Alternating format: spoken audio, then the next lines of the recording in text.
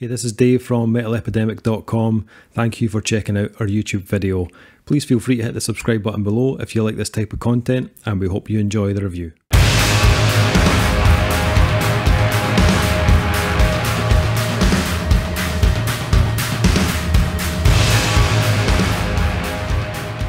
What is up?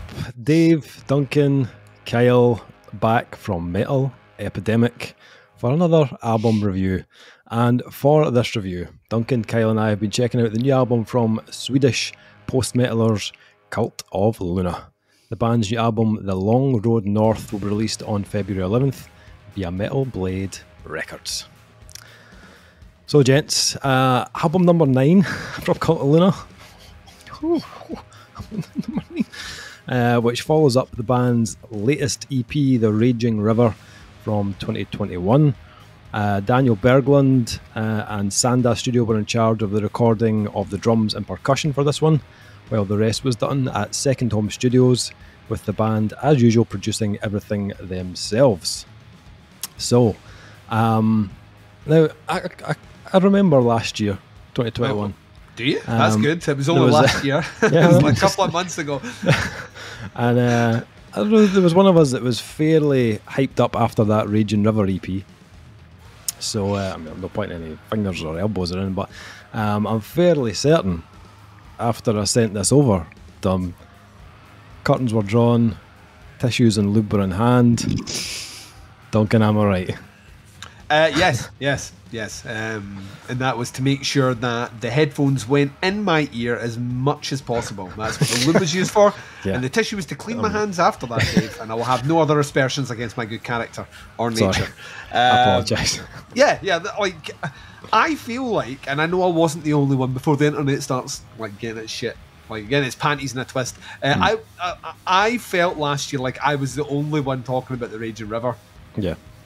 And I don't know why. I understand they put it out on their own record label, but Dave, we still got tons of shit from small indie labels that made their way through it ourselves that we reviewed. So I genuinely don't know what happened. And it's not as if Cult of Luna were on the downswing or have become pariahs of the industry. They are a beloved band, pioneering in a lot of respects. So it that baffled me quite a bit, and it did add weight to the conspiracy theory, the prominent one that circulated in 2021, that maybe some labels pay for reviews. I'm not, now listen, I don't buy into conspiracy thought. I'm not a 9/11 was an inside job sort of guy, but to each their own. So yeah, I was like, what kind of bowled me over is like the Raging River is, like you called it an EP. Technically, it's an EP. It's fucking long, right? It's long. And that was released, what? It was like February time, I think. And here we are, like 1 year later, and here's another album, which is long. So I'm assuming they spent their COVID time crafting something in between exiting a previous deal with a label and signing a new deal or re-signing their deal or whatever it was. Smart move for the guys because they released it on their own label. They, like you said, they do everything themselves. So that is money in the bank. Yeah. Money in the bank. And here we are with The Long Road North. Dave. Yeah. Dave. We heard the first single from this a month and a half ago, and I came hard. There's no way of getting around it. Just jizzing my balls everywhere. It was one of those things where, like, Cult of Luna have been around a long time for like I said before, as a pioneering band. I mean, they're not the first post-metal band, but they're one of the bands that kind of very quickly established the genre as it's kind of become the architects to an extent, where bands have kind of peeled off from that to do things very, very similar. So there's always a danger when you get so long in the tooth that the bands you inspire start fiddling with the formula, Dave. You know what I mean? I know.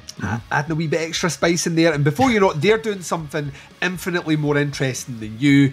You're kind of stuck in your ways, and there's no way out. And Cult of Luna have progressed along, weirdly, the strangest kind of road in the writing processes. Their earlier albums definitely felt huge, but there was a more kind of earthier, organic feel, and then for whatever reason, they released Vertical, and when they released that album, it became this massive grey monolith of steel.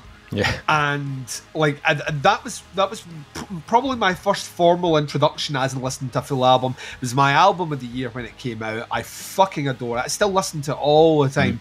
And then they didn't abandon it, so to speak, but they kind of went off and started fucking around and doing stuff with Julie Christmas, which was actually pretty cool, but it wasn't really Cult of Luna. And then they were like, you know what, we've had enough.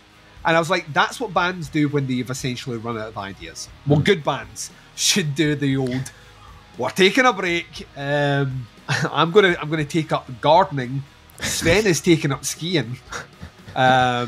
We thought you could already ski. Like, it's this sort of thing. So when they came back with the Raging River, I was kind of floored by it because it sounded fucking huge, and it doesn't, like, compared to the Long Road North, it doesn't sound huge.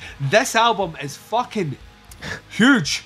Like, from the opening note, this is like, I honestly, it was one of those ones where you get that, and I could feel my face going, I just sat bolt upright in my seat as soon as that note hits. I was like, what the fuck is that? I don't even know what is making that noise, but it's unbelievable.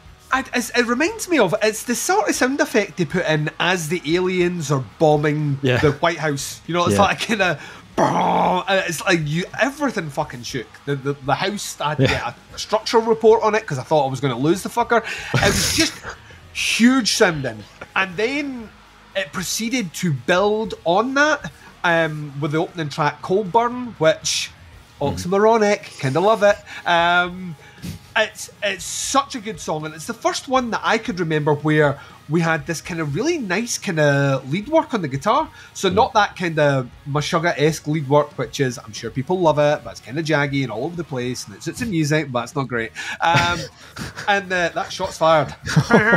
But this one, it felt like it was injecting melody into that, and this is the thing that kind of floored me about this release.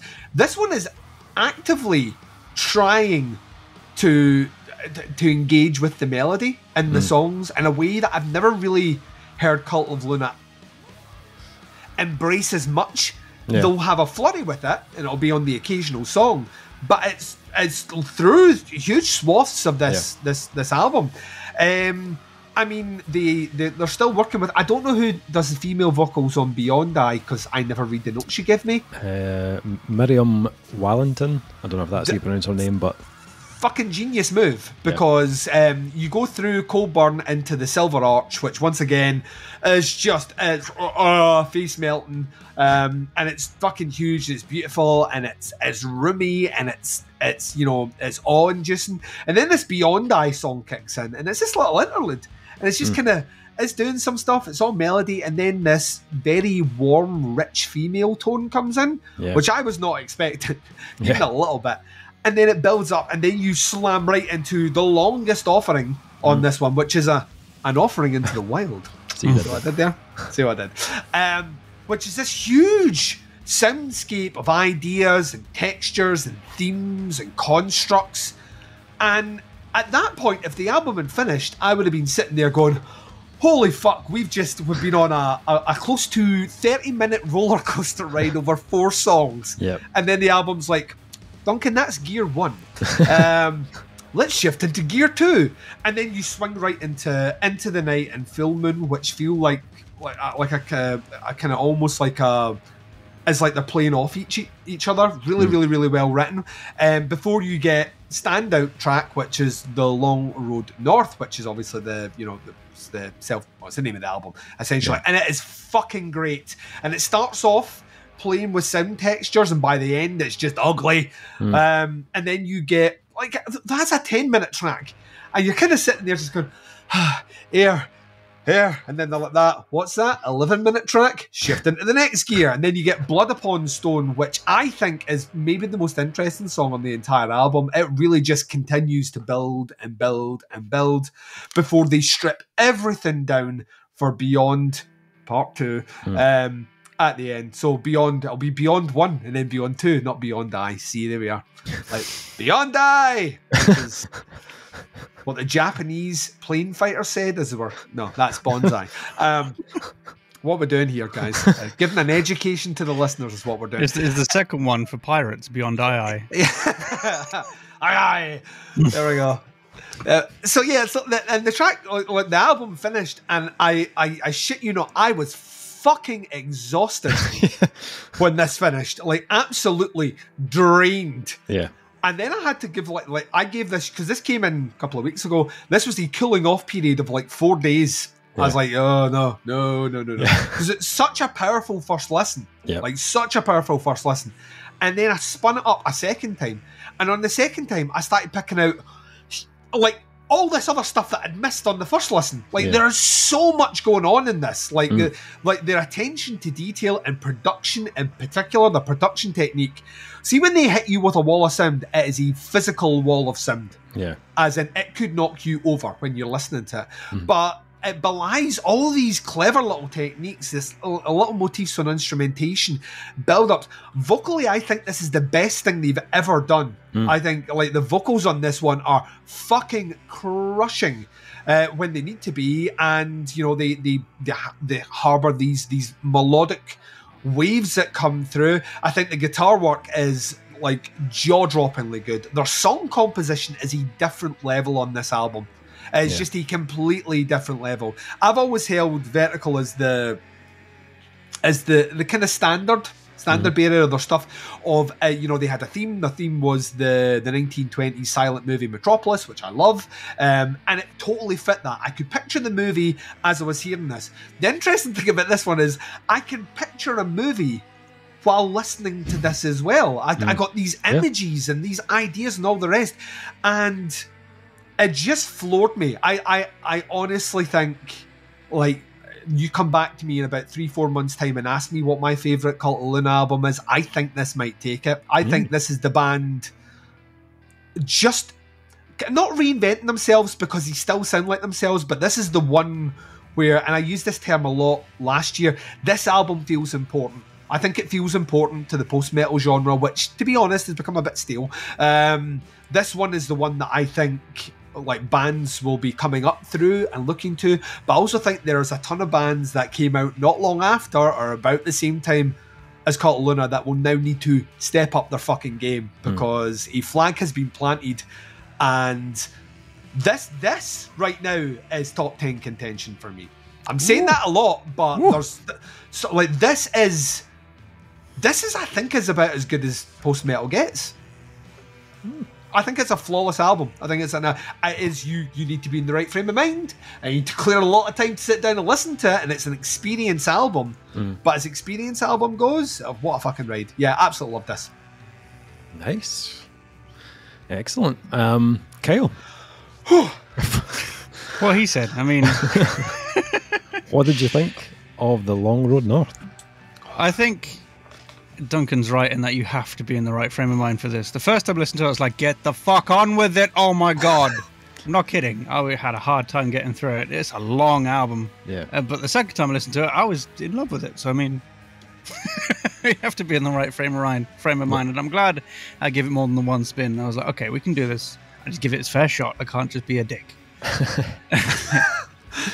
And is that your New Year's resolution this year? Like 2022, the year I can't be a dick. Just for a year, though. Just for a year, and only on album reviews.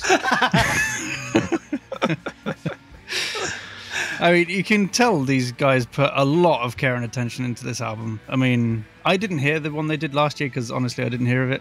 Or I did, but maybe I did listen to it. I don't remember. Probably not. As Dave has told us, last year was a long time ago, Kyle. It was, yeah. So I wasn't so hyped up on it as you were, but having listened to it, I can agree with everything you said. And this might be the best produced album I've heard all year so far.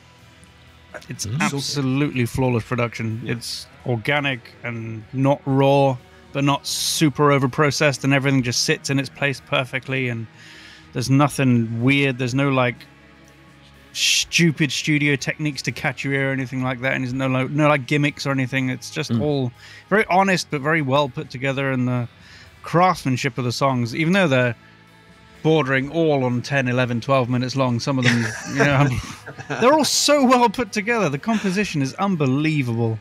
Yeah. Like, there's just these, they have callbacks to parts, and it's like tip your hat moment sort of thing. So yeah, I don't know. I mean, like I said, the first time I listened to it, I think I was just in a shit mood and I didn't want to deal with such a long album. Second time, loved it. Third time, loved it even more. You pick out things and you pick out new bits and different pieces of guitar and stuff in the vocal and like an inflection here or something. And especially in the 2 tracks with the guests on the Beyond 1 and Beyond 2. Yeah. Much prefer Beyond 1 with, what's her name on it? I've forgotten her name now. But she's a fantastic vocalist, and really added an extra layer of depth to this album. Beyond 2, not so sure. It was the last track. It was a good send-off, but I don't understand quite why they had a guest musician on there. It didn't feel super special to me, but I mean, that's the only gripe I have with this album, honestly. I mean, it was a great last track. I mean, you know that most bands, they have an experimental phase in their last track and they go a bit weird, and this was good. It was a very good send-off to a very well put together album, but my only thing was like, oh, there was a guest musician on there, really? All right, cool, fine. That's all I can say. Yeah, not something out with the collaborations they did, like kind of post Vertical. Not a band that did a ton of collaboration stuff, so I liked it. I liked it too. I'm not saying I didn't like it. I just didn't sort of see why Dave there would didn't be a like guest it. Look at musician his there. face. Look at Dave's face. Dave's got a, well, guys, let me piss in your kettle here. Come on, Dave. Why didn't you like it? I never said I didn't like it. Okay. I can read you like tea leaves at the bottom of a cup. I enjoyed the Raging River. And I think like these guys have been on the go since like late 90s. So we're talking like over 20 years. Yep. So the fact they're still putting out stuff like this kind of blows my mind. I enjoyed the Raging River. And you can hear, like, on every release, they do try and kind of evolve ever so slightly. You know, they'll push that sound a little bit further each time, adding more dynamics, more light and shade. So I was definitely eager to hear what they would do on this one. And as you said before, when that first note kicked in, I got shivers. Like, I was like, what the fuck is this? And what is that sound? It's unbelievable. As you said, it's like something out of a sci-fi movie. Very industrial and distorted sounding.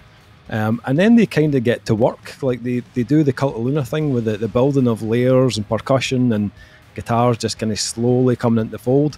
It's quite a kind of dark sounding track to kick the album off with, and almost like 10 minutes long. But the length kind of works because it's got a very kind of cinematic feel to it. And as that track kind of unfolds, these kind of layers of atmospherics and the guitars and keys really just kind of open the whole thing up.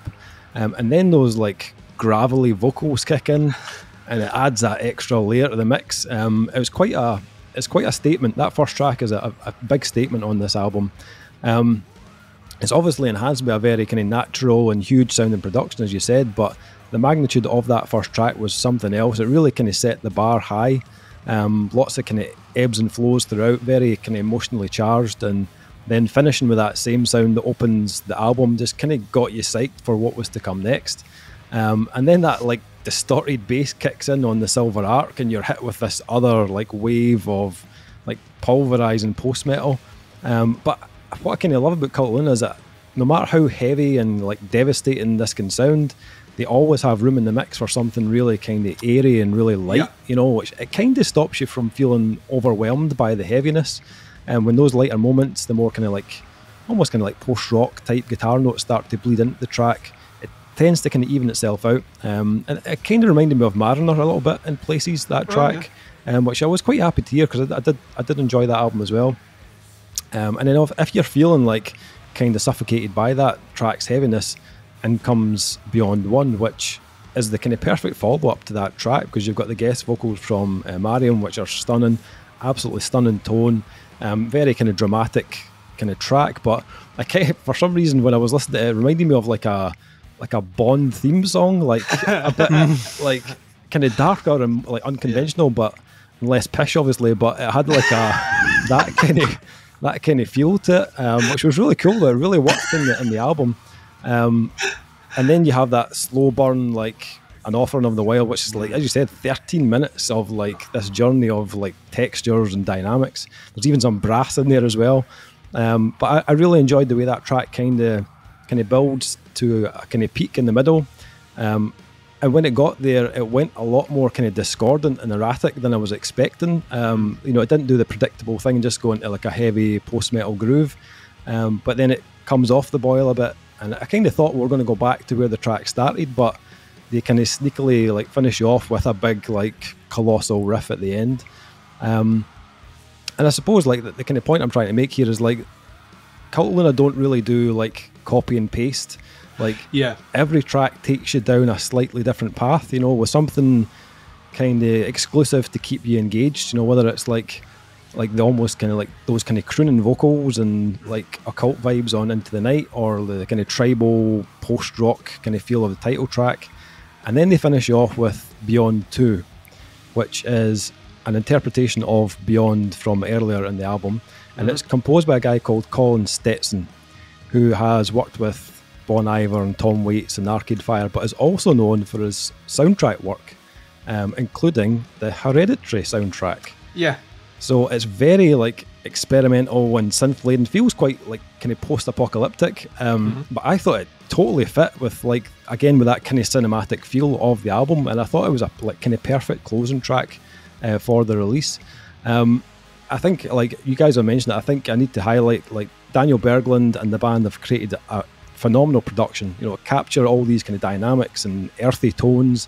It's full of weight, but it's got a lot of breathing room in it as well, just to let those synths and the leads kind of seep through. I think that the production really adds to the kind of immersive feel of the album. As I said, I enjoyed The Raging River. I think this has more to offer.